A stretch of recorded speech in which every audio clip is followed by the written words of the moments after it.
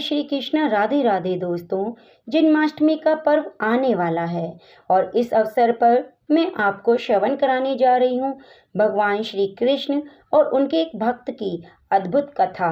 आप इस कथा को अंत तक पूरी श्रद्धा और प्रसन्नचित मन से सुनिएगा, बीच में कथा को अधूरा ना छोड़िएगा। आइए भगवान श्री कृष्ण का, विष्णु भगवान श्री हरि का ध्यान करते हुए श्रवण करते हैं। अगर भक्त का प्रेम सच्चा हो तो भगवान अपने भक्त के लिए नंगे पांव दौड़े आते हैं। अगर यही बात जब भगवान श्री कृष्ण की हो तो फिर कहना ही क्या।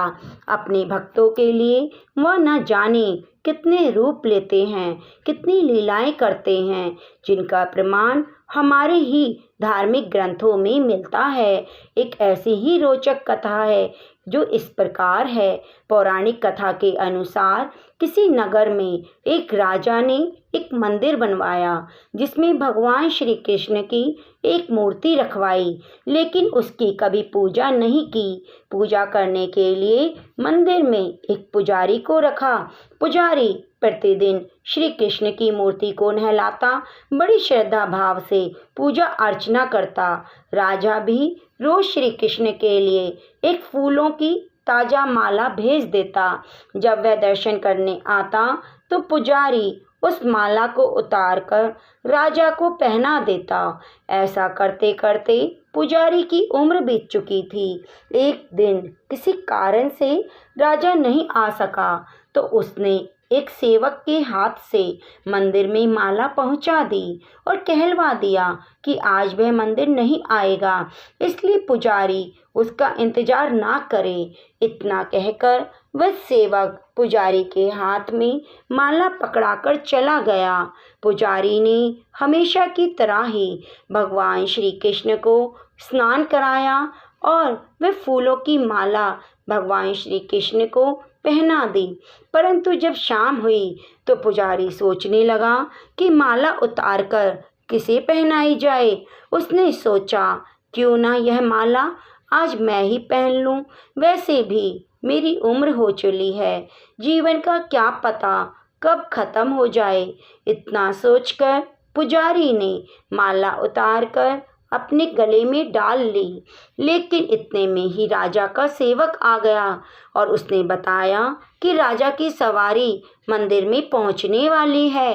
राजा की सवारी आने की बात जब पुजारी ने सेवक के मुंह से सुनी तो वह डर गया। उसने सोचा कि अगर राजा ने मुझे देख लिया तो वह मुझे मरवा डालेंगे। आनन फानन में पुजारी ने माला उतारकर वापस श्री कृष्ण को पहना दी। जैसे ही राजा अंदर आया तो हमेशा की तरह पुजारी ने माला श्री कृष्ण के गले से उतारकर राजा को पहना दी। लेकिन माला पर लगा सफ़ेद बाल देखकर राजा समझ गए कि पुजारी ने यह माला स्वयं भी पहनी थी। बस फिर क्या था। राजा क्रोधित हो उठे और उन्होंने गुस्से में पुजारी से पूछा कि माला पर सफ़ेद बाल कहाँ से आया। तब राजा की बात सुनकर पुजारी डर गया और बोल पड़ा, यह बाल तो श्री कृष्ण का है। अब तो राजा और क्रोधित हो गए, क्योंकि श्री कृष्ण तो भगवान हैं और उनके बाल सफ़ेद कैसे हो सकते हैं। इसलिए राजा ने फरमान सुना डाला कि कल श्रृंगार के समय राजा खुद आएंगे और देखेंगे कि सच में श्री कृष्ण के बाल सफ़ेद हैं या पुजारी झूठ बोल रहा है। राजा ने कहा, अगर पुजारी ने झूठ बोला होगा तो उसे फांसी दे दी जाएगी। राजा का फरमान सुनकर पुजारी तो बहुत ज़्यादा डर गया। उसका बुरा हाल हो गया, उसे नींद नहीं आई। उसने सोचा, अब वह क्या करे, कहाँ जाए। अब तो मरना तय था, क्योंकि वह जानता था ये तो राजा है और राजा कुछ भी करवा सकते हैं। रोते रोते वह भगवान की शरण में पहुंचा। उनसे कहा, हे वासुदेव भगवान श्री कृष्ण, मुझसे झूठ बोलने का अपराध तो हो गया, लेकिन हो सके तो मुझे माफ़ कर दो, राजा से मेरी रक्षा करो। पुजारी ने कहा, हे प्रभु, आपकी सेवा करते करते मैं बूढ़ा हो चुका, लेकिन मैंने कभी किसी से झूठ ना बोला। अब आप मुझे माफ़ कर दीजिए, ऐसी गलती दोबारा नहीं करूँगा। ये कहते कहते पुजारी की न जाने कब आँख लग गई और उसकी आँख तब खुली जब सुबह हो चुकी थी। उधर सुबह होते ही राजा भी आ गया और कहने लगा, आज श्री कृष्ण का श्रृंगार वह खुद करेगा। ऐसा कहकर जैसे ही राजा ने श्री कृष्ण का मुकुट उतारा तो देखा श्री कृष्ण के सारे बाल सफ़ेद हैं, लेकिन राजा को फिर भी यकीन नहीं हुआ। उसे लगा कि फांसी के डर से पुजारी ने बालों को रंग कर दिया है। राजा ने सोचा, क्यों ना हो श्री कृष्ण का एक बाल तोड़कर देखा जाए। इसके बाद राजा ने एक बाल श्री कृष्ण का तोड़ना चाहा और जैसे ही तोड़ा वैसे ही श्री कृष्ण के सिर से खून की धारा बहने लगी। यह देखकर राजा भगवान के चरणों में गिरकर माफ़ी मांगने लगा।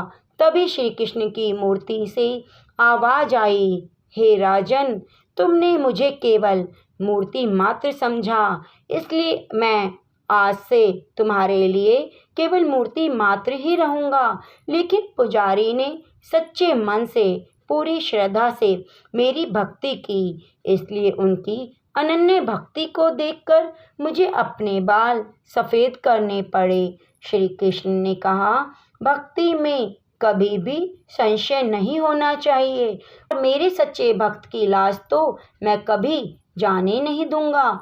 जिस रूप में भी मेरा भक्त मुझे पुकारता है उसी रूप में मैं उसकी सहायता करने पहुंच जाता हूं।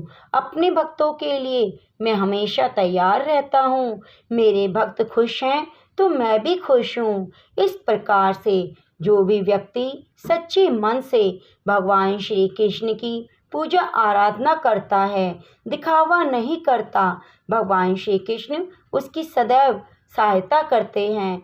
भगवान श्री कृष्ण की आप पर कृपा सदा सदैव के लिए बनी रहे।